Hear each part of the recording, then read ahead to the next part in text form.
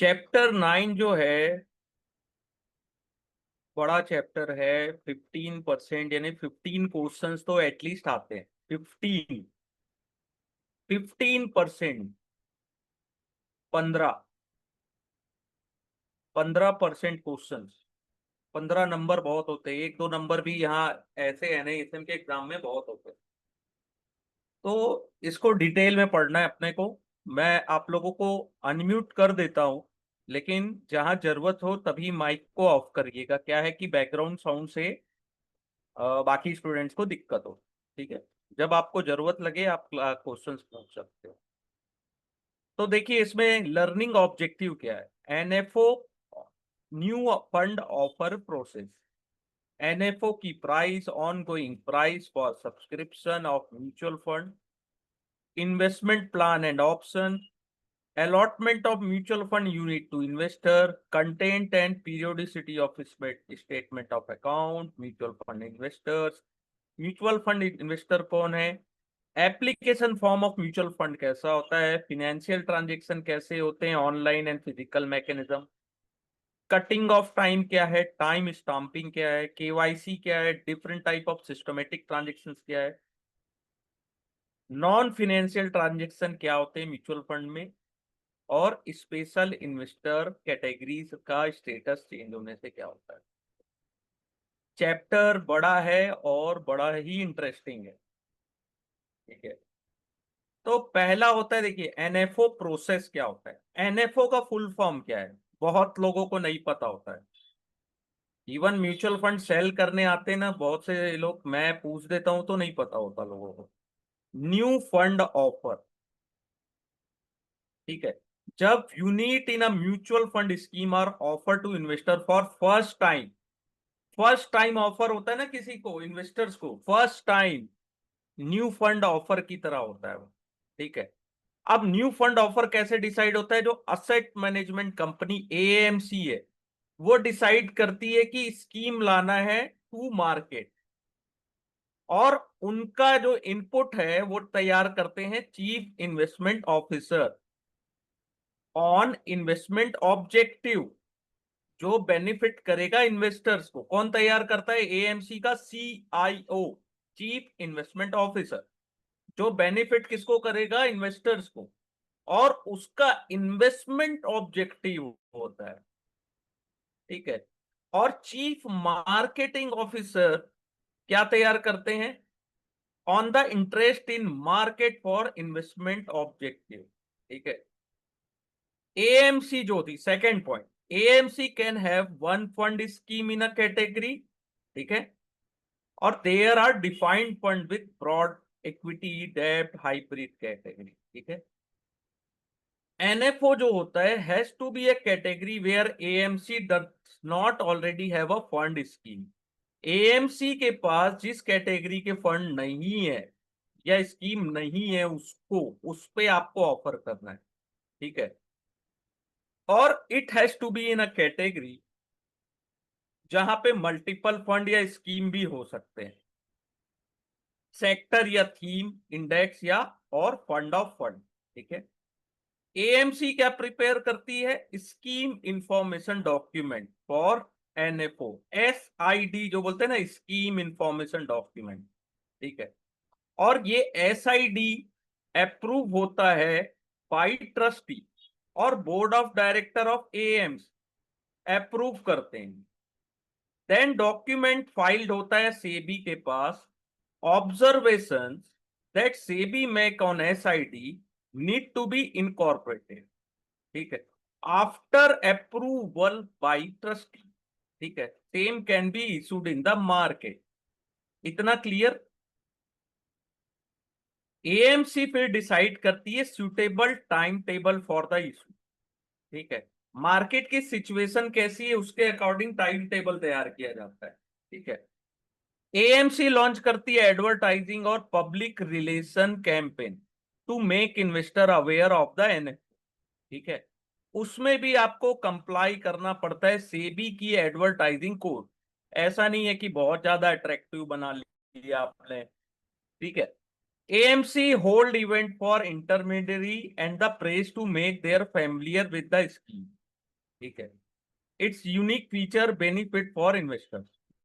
ठीक है, the scheme document and application form are distributed to market intermediary and circulated in market so that investor can apply in NFO। ठीक है, अब यहां तक तो क्वेश्चंस आपको समझ में आ गया कि किस टाइप के क्वेश्चन आएंगे। तो 3 dates are relevant for NFO for open end scheme. एक होती है ओपन एंड स्कीम। तो पहला होता है ओपन डेट, जिस डेट से इन्वेस्टर इन्वेस्ट कर सकते हैं एनएफओ में। एनएफओ क्लोज डेट क्या है, जिस दिन इन्वेस्टर कैन क्लोज डेट, यानी कि लास्ट डेट जो है, ठीक है वो। थर्ड होता है स्कीम रीओपनिंग डेट, जहां पे this is the date which the investor can offer their unit for repurchase to the scheme और buy new unit of the scheme. ठीक है, एएमसी अनाउंस करती है सेल एंड रीपर्चेज प्राइस। ठीक है, और रीओपनिंग डेट। ठीक है, क्लोज एंडेड स्कीम में NFO open date and close date होता है। ठीक है, but they have no scheme reopening date, क्योंकि scheme does not sell or repurchase in. ठीक है, इन्वेस्टर को बाय और सेल करना है तो स्टॉक एक्सचेंज में कर सकते हैं जहां पे स्कीम लिस्टेड। क्लोज एंडेड में क्या होता है, स्कीम की जो यूनिट्स है उसको स्टॉक एक्सचेंज में लिस्ट कराया जाता है, जहां पे आप उसको बाय और सेल कर सकते हो। ठीक है, अब देखिए क्वेश्चन कहां से आता है। एनएफओ सेबी की गाइडलाइन के अनुसार सब्सक्रिप्शन के लिए मिनिमम 3 दिन के लिए ओपन होता है। ठीक है, मिनिमम 3 डेज, मैक्सिमम 15 डेज।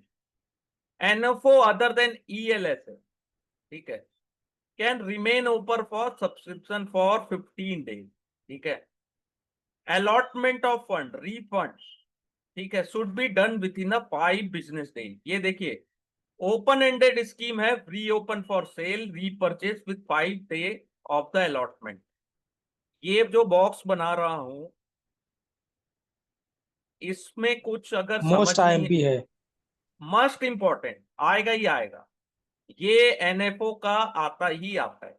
ठीक है, अब deployment of fund collected by AMC in NFO, regulation क्या है 35(5) से भी इंट्रोड्यूस किया है गाइडलाइन कि mutual fund to specify realistic deployment type line in the SID. SID क्या होता है, इसका हमेशा फुल फॉर्म आता है स्कीम इंफॉर्मेशन डॉक्यूमेंट, जो सेबी के द्वारा स्पेसिफाई की जाती है टाइम टू टाइम। ठीक है, ये आएगा। सेकंड, एनएफओ ऑफर प्राइस और ongoing offer price for subscription.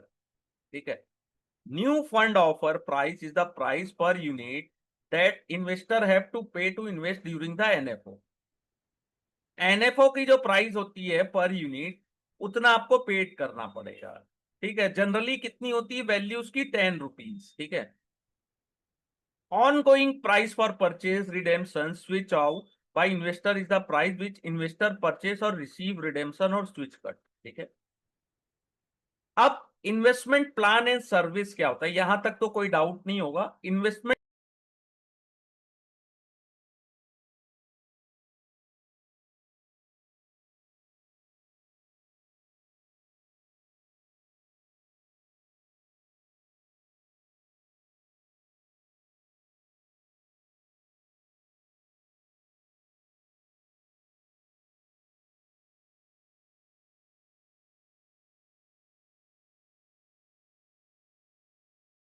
Screen clear, अभी थोड़ा सा वो नेटवर्क चला गया था, आई डोंट नो व्हाई कि इसी समय क्यों नेटवर्क में इशू आता है। स्क्रीन क्लियर दिख रही है? हेलो? यस सर, दिख रहा है अभी। ओके, दिख रहा है, ठीक दिख है। रहा है। इन्वेस्टमेंट प्लान एंड सर्विस क्या होता है, एक होता है डायरेक्ट एंड रेगुलर प्लान। ठीक है, जैसा इन्वेस्टर है choice of going through distributor और invest directly through the AMC. ठीक है, आपके पास दो चॉइस होती है, या तो म्यूचुअल फंड डिस्ट्रीब्यूटर से खरीद लो या डायरेक्ट एएमसी से खरीद लो। अगर आप डिस्ट्रीब्यूशन सर्विस, या जैसे हाँ आप और आप या सभी लोग चाहते हैं कि हम म्यूचुअल फंड डिस्ट्रीब्यूटर बने, तो डिस्ट्रीब्यूटर के थ्रू अगर म्यूचुअल फंड खरीदेंगे तो चार्जेस लगते हैं। ठीक है, चार्जेस मीन्स कमीशन देनी पड़ती ना डिस्ट्रीब्यूटर को। Any investor going direct is assume to have decide not to available the service. ठीक है, investor may not bear the cost of such service. ठीक है, इन्वेस्टर के पास दो प्लान्स होते हैं। इन्वेस्टर नहीं चाहता कि वो कॉस्ट ऑफ सर्विस उनको देनी पड़े। एक होती है रेगुलर प्लान, ठीक है, रेगुलर प्लान, और एक होता है डायरेक्ट प्लान। रेगुलर प्लान जो होता है उसमें आपको डिस्ट्रीब्यूटर को कमीशन देना पड़ेगा, जिसमें डिस्ट्रीब्यूशन कॉस्ट इन्वॉल्व है। लेकिन डायरेक्ट प्लान में ऐसा कुछ नहीं है, दोनों का टोटल एक्सपेंस रेशो TER है, वो डिफरेंस होता है। ठीक है, डायरेक्ट प्लान सेल है वह लोअर एक्सपेंस रेशो, क्योंकि डिस्ट्रीब्यूशन एक्सपेंस कमीशन और no commission paid for such plan. ठीक है, और the plan have separate NAV. दोनों प्लान चाहे रेगुलर हो चाहे डायरेक्ट प्लान हो, दोनों के एनएवी डिफरेंट होते हैं। ठीक है, तो direct plan is only for the investor जो डायरेक्ट खरीद रहे हैं। ठीक है, फ्रॉम द फंड। ठीक है, if investment is rooted through a distributor तो आपको रेगुलर प्लान चूज करना होगा। ठीक है, apart from these two plan at different NAV, AMC cannot offer separate plan based on expense। दो ही प्लान होते हैं, डायरेक्ट और रेगुलर। ठीक है, अब फिर आ गया वही वर्ड कल जो अपन देख रहे थे, income distribution cum capital withdrawal पे आउट। ठीक है, या डिविडेंड री इन्वेस्टमेंट एंड ग्रोथ ऑप्शन। ठीक है, तो म्यूचुअल फंड में भी दो ऑप्शन होते हैं, एक income distribution cum capital withdrawal and growth. और थर्ड ऑप्शन क्या होता है, री investment of income distribution cum capital withdrawal या डिविडेंड मान लीजिए। अप्रैल 2021 में डिविडेंड ऑप्शन का नाम चेंज करके income distribution cum capital withdrawal रख दिया गया था।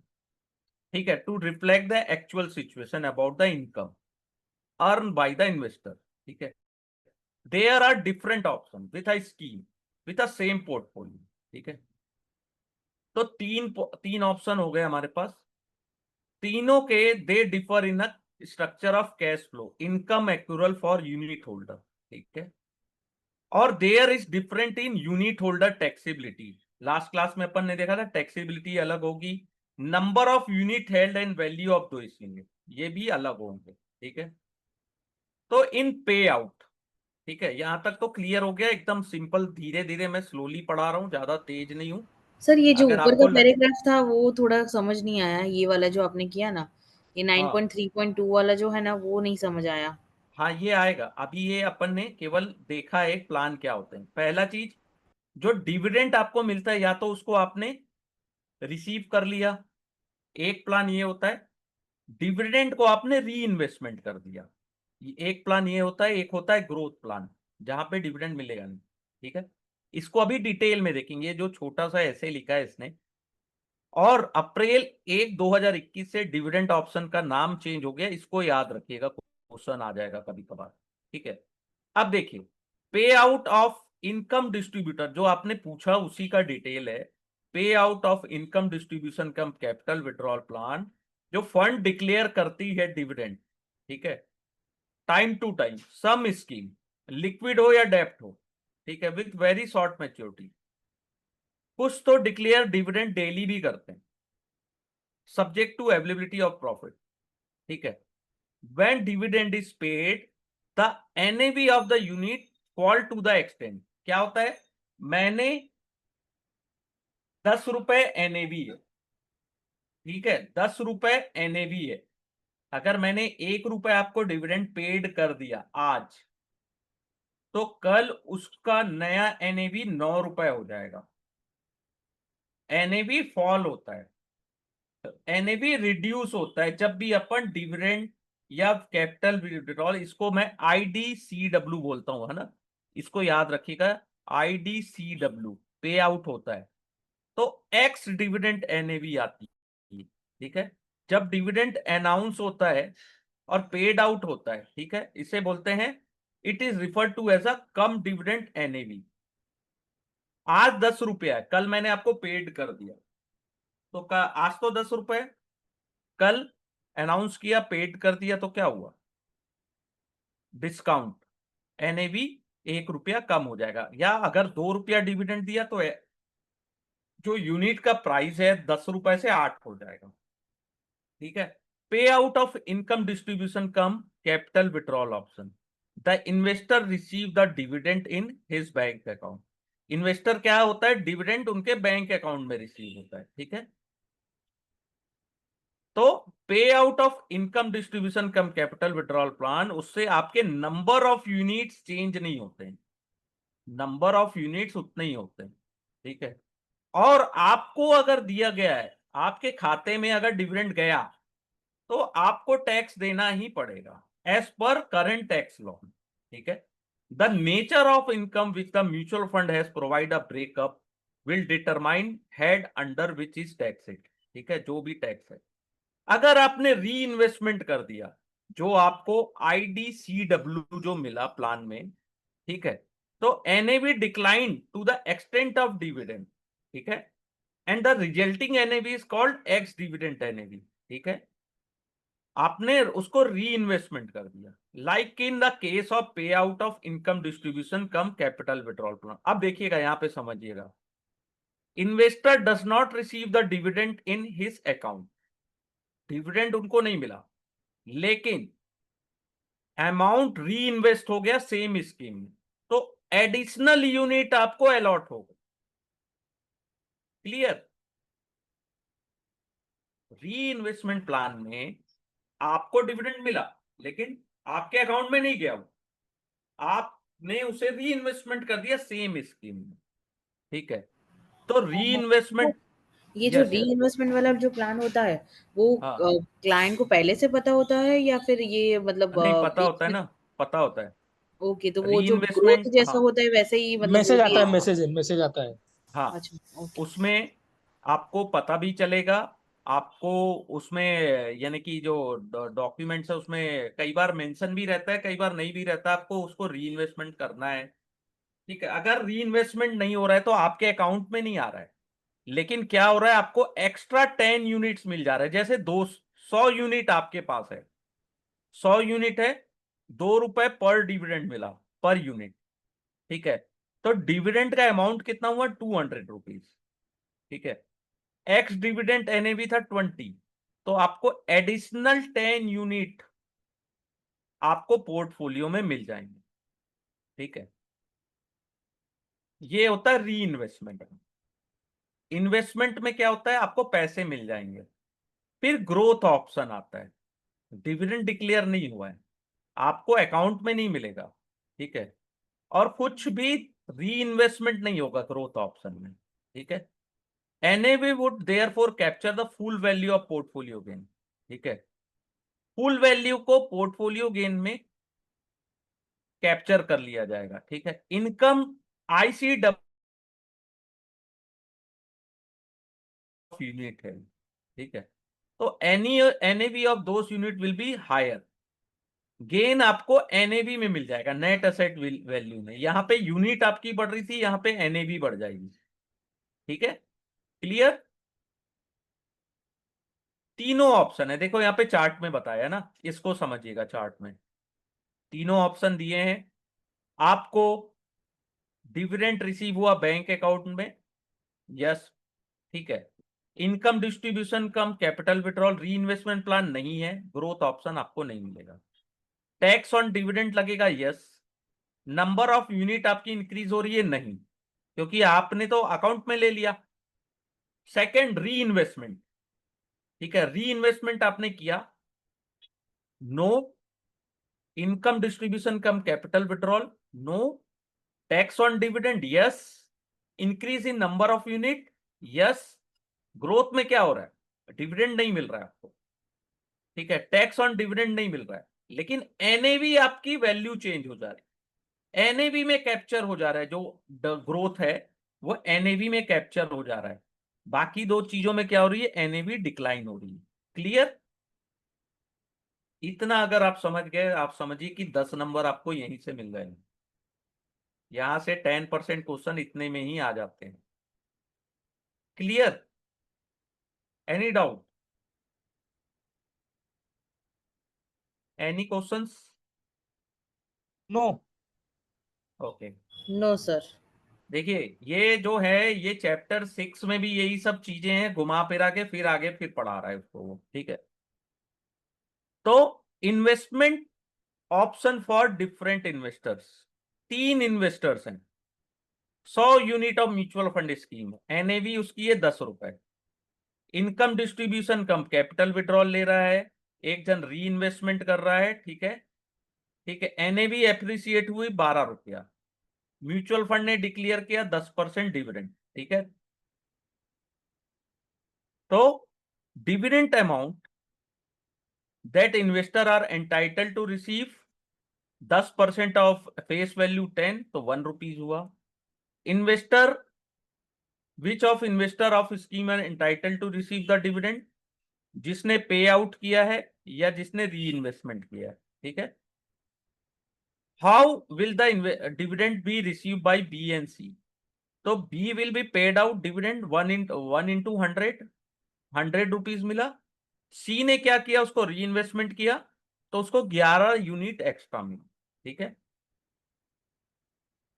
एक्स डिविडेंड एनएवी, यानी कि एक, सॉरी 11 रुपए नहीं, 1 यूनिट एक्स्ट्रा मिला, 10 रुपया की 1 यूनिट हुई, ठीक है, sorry,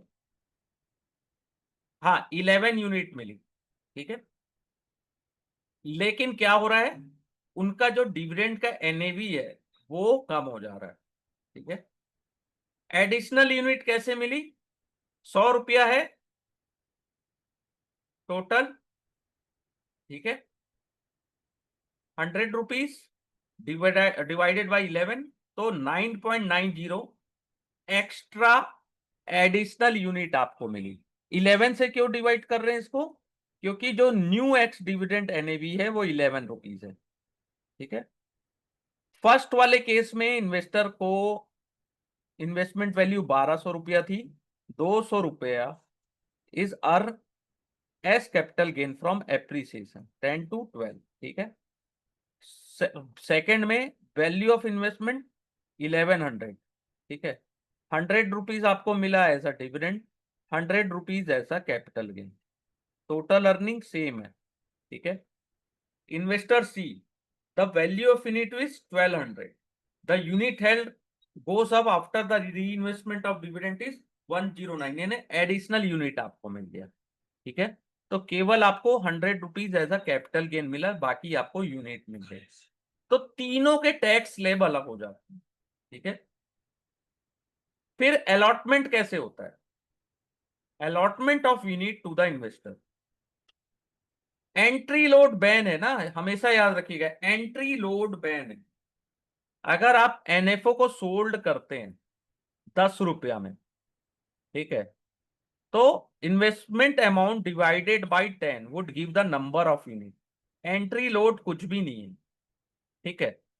minimum subscription amount for the scheme, full allotment is made to all valid application receive during the NFO, ठीक है। The trustee reserve the right as the description without assigning any reason thereof reject any application.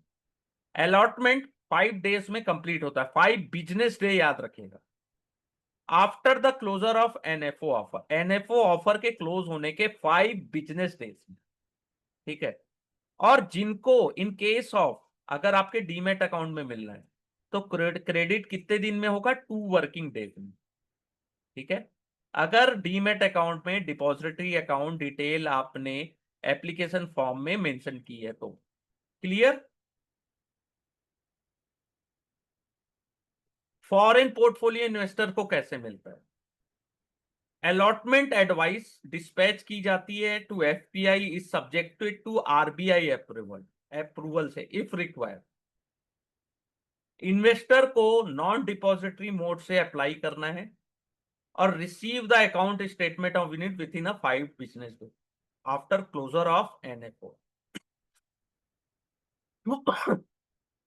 Application offer कब होगा, ASBA mode में, ASBR, full form जानते हैं ASBA का,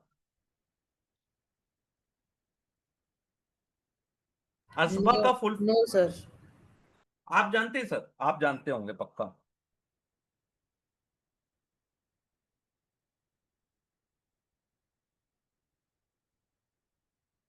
application supported bye block amount, ये इसका फुल फॉर्म आता है, application supported bye block amount. ठीक है। अलॉटमेंट किस दिया जाता है, कैम्स टू द बैंकर। ठीक है। और इन्वेस्टर अकाउंट इज डेबिटेड, जो जितने का अलॉटमेंट होगा उसके अकॉर्डिंग। ठीक है। ऑन गोइंग ऑफर है, the price at which unit are sold to investor as a part of ongoing sale in open end scheme in the sale price. ठीक है। जिसे एप्लीकेबल एनएवी बोलते हैं, 10 रुपया होता है प्राइस। ठीक है। Investor amount divided by sale price would give the number of unit the investor bought. ठीक है। अगर आपने 12,000 रुपए इन्वेस्टमेंट किया है, ठीक है, और 12 रुपए सेल प्राइस आया, तो आपको 1000 यूनिट मिलेगी। ठीक है।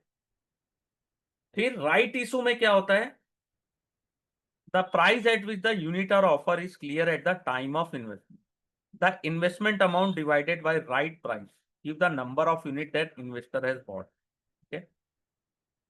और it may however be noted that right issue which are common for share less meaningful, right issue ज्यादा मीनिंगफुल नहीं है। बोनस इशू इंपॉर्टेंट है, आपको एज अ इन्वेस्टर कुछ पे नहीं करना है, आपको न्यू यूनिट फ्री में मिलेगी 1:3, यानी कि 1 यूनिट मिलेगी 3 यूनिट के बदले। अगर आपके पास 3 यूनिट है तो एक फ्री में मिलता है। ठीक है। इससे कोई नेट असेट स्कीम की चेंज नहीं होती, बस नंबर ऑफ यूनिट इंक्रीज हो जाता है। ठीक है। एनएवी थोड़ा सा रिड्यूस हो जाता है, होल्डिंग ऑफ इन्वेस्टमेंट चेंज नहीं होता ज्यादा। ठीक है। Any doubts, any questions? ये समझ में आया नहीं होगा तो प्लीज,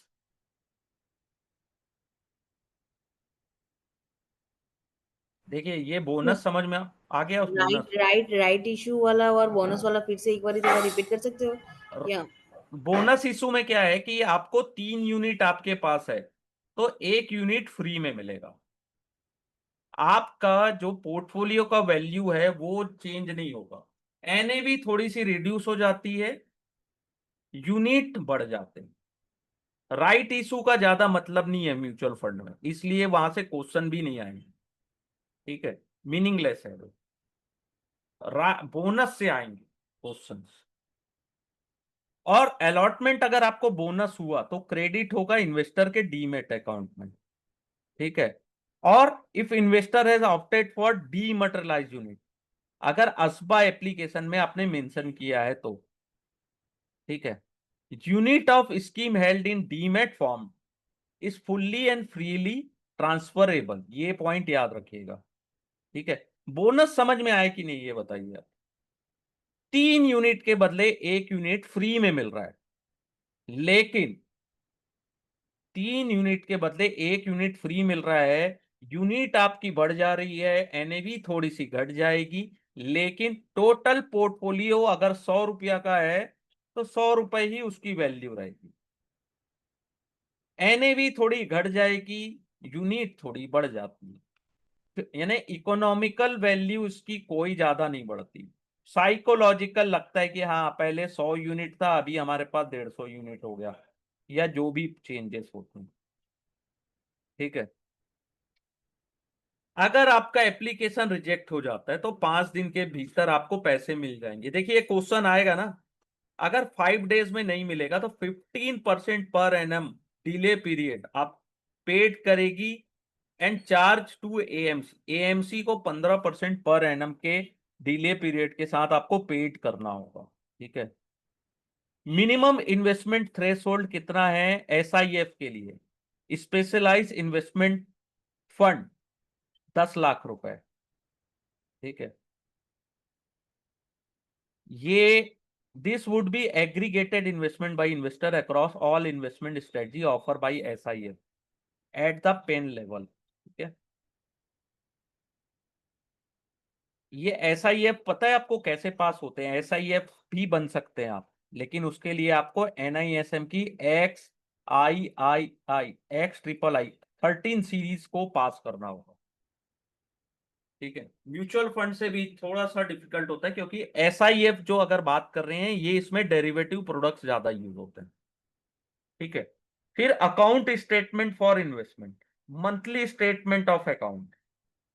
आपको as a mutual fund issue the statement account every month if there is a transaction during the month. अगर मंथ में अगर ट्रांजेक्शन होता है तो आपको एवरी मंथ भेजना है। इसमें क्या क्या शो होता है, आपने सेल किया, रीपरचेस किया, value of transaction, relevant NAV, number of unit transacted, also provide closing balance of unit held in that portfolio. ठीक है, आपके पास कितना क्लोजिंग बैलेंस बचा, यूनिट कितनी थी, उसकी फोलियो में वैल्यू क्या है। एनुअल अकाउंट स्टेटमेंट, ठीक है, जिसने लास्ट 6 महीने से कोई ट्रांजेक्शन नहीं किया है, prior to date of generation of account statement में last closing balance and value of unit prior to date of generation of account. ठीक है, account statement in such case में be generated and issue annually. ठीक है, soft copy of account statement is set to investor registered email ID. ठीक है, अगर आपको soft copy भेजी जाएगी ईमेल एड्रेस में, आपके फिजिकल स्टेटमेंट नहीं भेजा जाएगा। ठीक है, CAS का फुल फॉर्म आता है, हमेशा याद रखिएगा, consolidated account statement. Asset management company ensure करती कि आपको CAS मिल जाए each calendar month, for each calendar month is issued, या तो पोस्ट से या ईमेल से, जो भी टाइम फ्रेम स्पेसिफाई किया गया है सेबी के द्वारा। ठीक है, डिटेल मिलेगी all transaction and holding at the end of the month including transaction charge paid to the distributor across all scheme of mutual fund all the investor जिसका folio transaction taken place during the month। ठीक है, provided that asset management company shall ensure that consolidated account statement every half year is issued as per timeline specified SEBI from time to time। ठीक है, detailing holding at the end of the 6 month। ठीक है, तो ये चीज याद रखिएगा, बहुत इजी है। ठीक है, म्यूचुअल फंड इन्वेस्टर एलिजिबल कौन है? पहला होता है इंडिविजुअल इन्वेस्टर्स, जो अपने पर्सनल बेनिफिट या फैमिली बेनिफिट के लिए करते हैं। तो पहले होते हैं रेसिडेंट इंडिविजुअल, एडल्ट इंडिविजुअल, जिनका उम्र है 18 साल, या तो सिंगली या ज्वाइंटली। 3 नाम से ज्यादा ऐड नहीं होते ना, ज्वाइंट में 3 लोग ही ऐड हो सकते हैं। माइनर अगर कोई है बिलो 18 ईयर्स तो नॉट लीगली एलिजिबल। ठीक है, उनको उनके गार्जियन के थ्रू इन्वेस्टमेंट करना है। ठीक है, और सेबी ने मॉडिफाई किया investment in unit of mutual fund in the name of minor through guardian stated that payment of investment by any mode shall be accepted from bank account of minor parent और legal guardian of minor. ठीक है, minor के नाम से भी कर सकते हो आप। एग्जिस्टिंग पोर्टफोलियो है, ठीक है, उसमें चेंज पे आउट होता है बिफोर रिडेम्पशन प्रोसीड करे। ठीक है, सेकंड होते हैं HUF। यहां तक क्लियर, गार्जियन, ये क्वेश्चन आएगा ही आएगा। माइनर, माइनर आपको बहुत परेशान करेगा एग्जाम में अगर आप माइनर को नहीं समझ पाए। HUF family pool that ma'am, जो इन्वेस्टमेंट करते हैं, तो हेड कौन होता है? कर्ता। वो इन्वेस्टमेंट करते हैं on behalf of family. Against his name in the application he would add the letter HUF। ठीक है, फिर होते हैं NRI और पर्सन ऑफ इंडियन ओरिजिन, जो बाहर रहते हैं, जो बाहर वर्क कर रहे हैं फॉरेन में। ठीक है, उनकी फैमिली भी बाहर रह रही है। ठीक है, typically NRI who invest in India. ठीक है, अब जैसे कोई इंडियन है जो दूसरे देश में रह रहे हैं, US, कनाडा, न्यूजीलैंड, जो भी, तो India did not permit dual citizenship earlier. ठीक है, तो आपको इंडियन सिटीजनशिप देनी पड़ेगी। ठीक है, और इन्वेस्ट करना होगा म्यूचुअल फंड में फुल्ली रिपार्टीशन और नॉन रिपार्टीशन बेसिस। ठीक है, डॉक्यूमेंट आपको क्या क्या लगेंगे? Person of Indian origin card, overseas citizen card. ठीक है, तो ये सब डॉक्यूमेंट्स आपको देने होंगे। ठीक है, और जब आप सेल करते हो अपने इन्वेस्टमेंट को, तो दो sale proceed can be transfer abroad. ठीक है, they can invest on non non repatriable basis, ठीक है। रिपेट्रिएबल में क्या होता है, नॉन रिपेट्रिएबल में जो इन्वेस्टमेंट आपने किया है उसको विदेश नहीं ले जा सकते आप। फिर होते हैं फॉरेन इन्वेस्टर्स, जो खुद ही विदेशी, केवाईसी उनकी कंप्लीट की जाती, क्वालिफाइड फॉरेन इन्वेस्टर्स होने चाहिए, ठीक है। क्यूएफआई की सब कैटेगरी होती है फॉरेन पोर्टफोलियो इन्वेस्टर्स, ठीक है, लेकिन उनका फटका लगता है फिनेंशियल एक्शन टास्क फोर्स, ठीक है। मेंबर ऑफ FATF होना चाहिए, ठीक है। अगर country that is a signatory of international organisation of security commission, IOSCO, multilateral memorandum of understanding, वो खरीद सकते हैं डायरेक्ट रूप से या यूनिट कंफर्मेशन रिसिप्ट के द्वारा। ये याद रखेगा, आपको 2 4 5 नंबर ज्यादा मिलेंगे यहां से। नॉन इंडिविजुअल इन्वेस्टर्स में company registered in India, society, trust, partnership, bank, other mutual fund, FBI, international multilateral agencies, army, air force, scientist, ये साइंटिफिक और इंडस्ट्री रिसर्च ऑर्गेनाइजेशन भी खरीद सकती है, यूनिवर्सिटी भी खरीद सकती है, एजुकेशनल इंस्टीट्यूशंस भी खरीद सकते हैं, ठीक है। Source of information on eligibility to invest, कौन इन्वेस्टमेंट कर सकता है, कौन नहीं कर सकता है, ये सब चीज कहाँ लिखा रहता है, स्कीम इंफॉर्मेशन डॉक्यूमेंट, ठीक है। आप म्यूचुअल फंड में जब एप्लीकेशन फॉर्म भरते हो तो वहां पे क्या क्या दिया रहेगा, डायरेक्ट प्लान और regular plan. Direct means direct, कोई डिस्ट्रीब्यूटर का कोई रोल नहीं है, ठीक है। डायरेक्ट में in the investment must mention direct in the space provided in application form, जहां पे एमफी ARN नंबर आपका लिखना है वहां पे आप डायरेक्ट लिख दो, ठीक है। अगर आप इन्वेस्टमेंट करते हो, परचेस कर रहे हो, सब्सक्राइब कर रहे हो, डिस्ट्रीब्यूटर या एडवाइजर हो, तो आपका ARNM या RIA नंबर लिखा होगा, ठीक है। फिर unit holder information, free holders होते हैं, free, all the holder must be investor eligible to invest in mutual fund, the folio is created in the name of first holder who is there the primary investor, ठीक है। Dividend redemption payment and tax benefit will go to first holder, जो dividend redemption of payment tax benefit first holder को मिले, ठीक है। आपको उसमें information में देना है नेशनैलिटी, नेक्स्ट कौन से देश के हो, identity proof, KYC, signature of all holders, ये सब चीजें देना होगा। फिर माइनर आ गए ना, माइनर अगर है तो गार्जियन का पैन और KYC भी लगेगा, ठीक है। गार्जियन कौन कौन होते हैं, नेचुरल गार्जियन होते हैं या कोर्ट अपॉइंटेड लीगल गार्जियन होते हैं, ठीक है। दो टाइप के गार्जियनशिप होती है, लीगल और नेचुरल, ठीक है। Date of birth of minor has to provide in application form and proof of age of minor, ये भी आपको लिखना पड़ेगा, ठीक है। POA ऑफ यूनिट होल्डर, अब यहां से भी क्वेश्चन आता है, देखिएगा।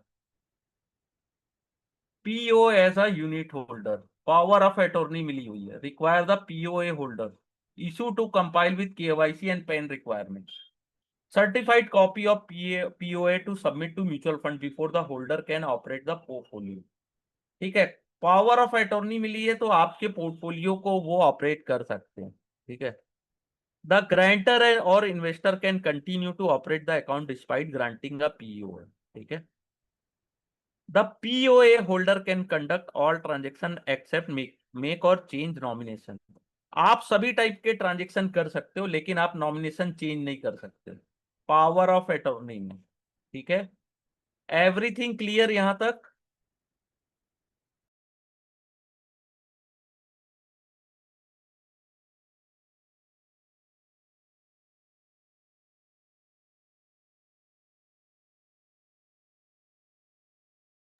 सर क्या नहीं दिख रहा है ना भैया? यहां तक सभी चीजें क्लियर?